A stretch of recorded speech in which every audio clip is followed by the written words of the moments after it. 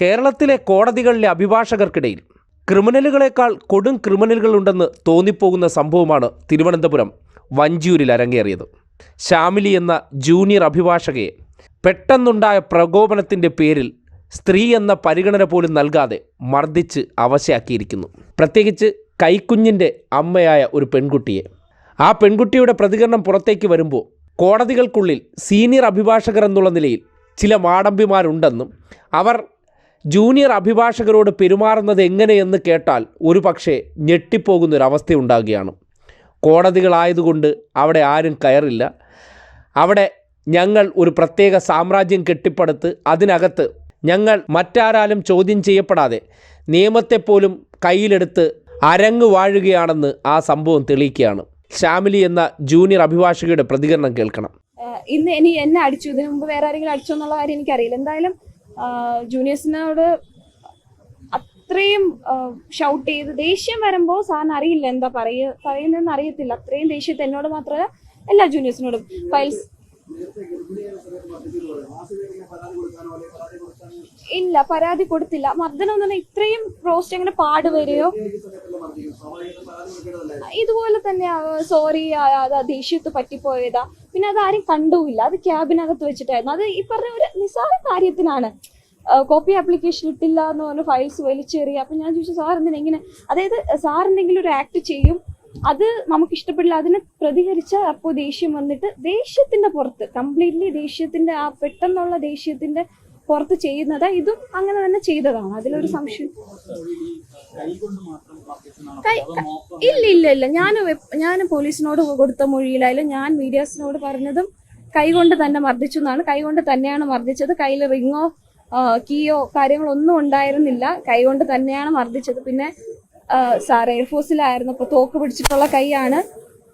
പിന്നെ കടൽ പണിക്കൊക്കെ മുമ്പ് പോയിട്ടുള്ള ആളാണ്. അപ്പൊ അത്രയും അതുകൊണ്ടായിരിക്കും എല്ലാവരും വന്നിട്ട് ചോദിക്കുന്ന അതാ കൈ കൊണ്ട് തന്നെയാണോ അടിച്ചത്, ചുമരിൽ പിടിച്ച് ഉരച്ചോ, അങ്ങനെയൊന്നും ഉണ്ടായിട്ടില്ല. നടന്ന സംഭവമാണ് ഞാൻ പറഞ്ഞത്.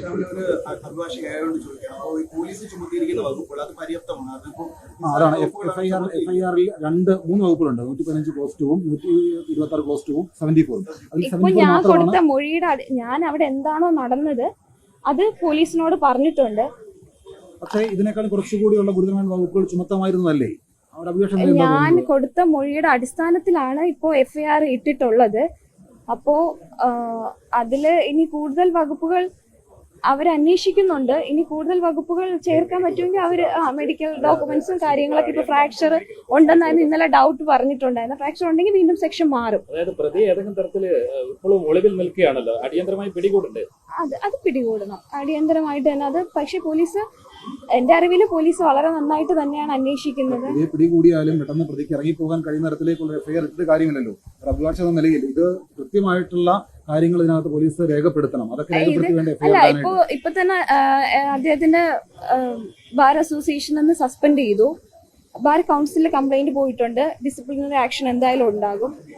ഞാൻ ആസ് എ ലോയർ ഇതിൽ കൂടുതൽ അദ്ദേഹത്തിന് ഇപ്പൊ പോലീസ് ഇനി ഒരു നോൺ ബെയിലബിൾ ഓഫൻസ് ഇട്ടാലും ജയിലിൽ പോകും. അതിനേക്കാൾ അദ്ദേഹം യൂണിഫോം മൂരി വെക്കുന്ന തരത്തിലുള്ള നടപടികൾ ബാർ അസോസിയേഷന്റെയും ബാർ കൗൺസിലിന്റെ ഭാഗത്തു നിന്നുണ്ടാവും. വരരുതെന്ന് തന്നെയാണ് എന്റെ ആഗ്രഹം. അതത്രേ ഉള്ളൂ. കേരളത്തിലെ നീതി നിഷേധിക്കപ്പെടുന്ന മനുഷ്യർക്ക് കോടതികളിലൂടെ നീതി ഉറപ്പാക്കുന്ന വ്യക്തിയാണ് ഇത് ചെയ്തിരിക്കുന്നത്. ഈ പണി ചെയ്യാൻ യോഗ്യനാണോ? സ്വാഭാവികമായിട്ട് ഈ നാടിന് ചോദിക്കേണ്ടി വരില്ലേ?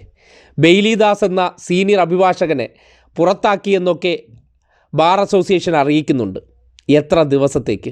കേരളത്തിലെ കോടതികളിൽ പ്രവർത്തിക്കുന്ന ബാർ അസോസിയേഷനുകൾക്കകത്ത് പലതരത്തിലുള്ള ക്രിമിനൽ പ്രവർത്തനങ്ങൾ ചെയ്തവരെയെല്ലാം സംരക്ഷിക്കുന്ന സാഹചര്യമുണ്ടെന്ന് പൊതുവെ ആക്ഷേപമുയരുന്നുണ്ട്. അത് സ്ത്രീകൾക്ക് മേലുള്ള അതിക്രമമായിക്കോട്ടെ, സ്വർണ്ണക്കടത്ത് കേസായിക്കോട്ടെ, മറ്റ് വിധ്വംസക പ്രവർത്തനങ്ങളിലെല്ലാം ഏർപ്പെട്ട് കഴിഞ്ഞാലും കേസ് തേച്ചു മാഞ്ഞു പോയി കഴിഞ്ഞാൽ അവരെല്ലാം വീണ്ടും ഈ കോട്ട ധരിക്കുന്ന ഒരവസ്ഥയുണ്ടാകുകയാണ്. മാറണ്ടേ ഈ അവസ്ഥ? ബെയ്ലിദാസുമാരെ പോലുള്ളവരെ ഈ നാട്ടിൽ അഭിഭാഷക വൃത്തിക്ക് അനുവദിക്കേണ്ടതുണ്ടോ? ജൂനിയറായിട്ടുള്ളൊരു സ്ത്രീയെ, അതും സ്വന്തം ബന്ധുവോ അല്ലെങ്കിൽ അടുപ്പക്കാരോ അല്ല, ജോലിക്ക് വേണ്ടിയും നിയമം പഠിക്കാനും പ്രാക്ടീസ് ചെയ്യാനും തന്നൊപ്പം വന്നൊരു പെൺകുട്ടിയെ നിർദാക്ഷിണ്യം ഇത്ര ക്രൂരമായി മർദ്ദിച്ച് അവശയാക്കിയിട്ടുണ്ടെങ്കിൽ, ഒരു കൈക്കുഞ്ഞിൻ്റെ അമ്മയാണെന്ന് പോലും പരിഗണിക്കാതെ അവരെ നിലത്തിട്ട് മർദ്ദിച്ച് മുഖത്തൊക്കെ ഇത്ര വലിയ പരിക്കേൽപ്പിച്ചിട്ടുണ്ടെങ്കിൽ അയാൾ ഈ പണിക്ക് അനുയോജ്യനാണോ? ഇതുപോലുള്ള നിരവധി ബെയിലിദാസുമാർ കോടതികളിലുണ്ട് എന്ന് പറയപ്പെടുന്നുണ്ട്. സീനിയർമാരായിക്കഴിഞ്ഞാൽ ജൂനിയർമാരായ അഭിഭാഷകരോട് അത് ആൺ പെൺ വ്യത്യാസമില്ലാതെ മൃഗത്തെപ്പോലുള്ള ഇടപെടലാണ് നടത്തുന്നതെന്ന് പല ഇടങ്ങളിൽ നിന്ന് പരാതി കേട്ടിട്ടുണ്ട്. അതിന് ഒരു നേർസാക്ഷ്യമായി മാറുകയാണ് ഷാമിലി. ധൈര്യപൂർവ്വം അവർക്കുണ്ടായ അനുഭവത്തെക്കുറിച്ച് അവർ ഈ ലോകത്തോട് വിളിച്ചു പറഞ്ഞു. ഗർഭിണിയായിരുന്ന കാലഘട്ടത്തിൽ പോലും ബെയിലിദാസിൻ്റെ മർദ്ദനം അവർ കേൾക്കേണ്ടി വന്നു എന്ന് പറയുന്നു. ഈ നാട്ടിൽ ഒരു സാധാരണക്കാരനായിട്ടുള്ള ഒരു വ്യക്തി ഗർഭിണിയായിട്ടുള്ളൊരു സ്ത്രീയെ മർദ്ദിച്ചാൽ എന്തായിരുന്നു കേസ്? അപ്പോൾ സ്വാഭാവികമായിട്ടും ബെയിലിദാസുമാർ കോടതികൾക്കുള്ളിൽ അഭിഭാഷക കോട്ടും ധരിച്ച് സ്വൈര്യവിഹാരം നടത്തുന്നുണ്ടെന്ന് ഈ ഉദാഹരണം തെളിയിക്കുന്നുണ്ട്. ആ ഉദാഹരണം പുറത്തു വന്ന സാഹചര്യത്തിൽ അത്തരം മേഖലകളിൽ കൂടി ശുദ്ധികലശം അത്യന്താപേക്ഷിതമാണ്. പീഡനം നേരിടുന്ന ജൂനിയർ അഭിഭാഷകർ അവർക്കുണ്ടാകുന്ന അനുഭവത്തെക്കുറിച്ച് ഈ സന്ദർഭത്തിൽ അത് പുറം ലോകത്തോട് വിളിച്ചു പറയാൻ തയ്യാറായി കഴിഞ്ഞാൽ ഇതുപോലുള്ള വക്കീൽ കോട്ടിനുള്ളിൽ താപ്പാനകളായി നടക്കുന്ന കൊടും ക്രിമിനലുകളെ ലോകത്തിൻ്റെ മുന്നിൽ എത്തിക്കാൻ കഴിയും. വക്കീൽ കോട്ട് അണിഞ്ഞു കഴിഞ്ഞാൽ നിയമം എനിക്ക് ബാധകമല്ല എന്ന് ചിന്തിക്കുന്ന ചില അഭിഭാഷകരുണ്ട് എന്ന് തോന്നിപ്പോവുകയാണ്. അതുകൊണ്ടാണല്ലോ ഒരു സ്ത്രീ എന്നുള്ളൊരു പരിഗണന പോലും കൊടുക്കാതെ കയ്യേറ്റം ചെയ്തത്. നേരത്തെയും ചെയ്തിരുന്നു. എന്നെ ആര് ചോദിക്കാൻ, കോടതികളിൽ എനിക്ക് സ്വാധീനമുണ്ട്, അല്ലെങ്കിൽ ജഡ്ജിമാരുമായിട്ട് എനിക്ക് ബന്ധമുണ്ട് എന്നുള്ള ആത്മവിശ്വാസമായിരിക്കണം ഈ കൃത്യത്തിനെല്ലാം പ്രേരിപ്പിച്ചിട്ടുണ്ടാവുക. സമൂഹത്തിൻ്റെ മനസാക്ഷി ഉണരേണ്ട സന്ദർഭം തന്നെയാണെന്ന് പറയേണ്ടി വരികയാണ്.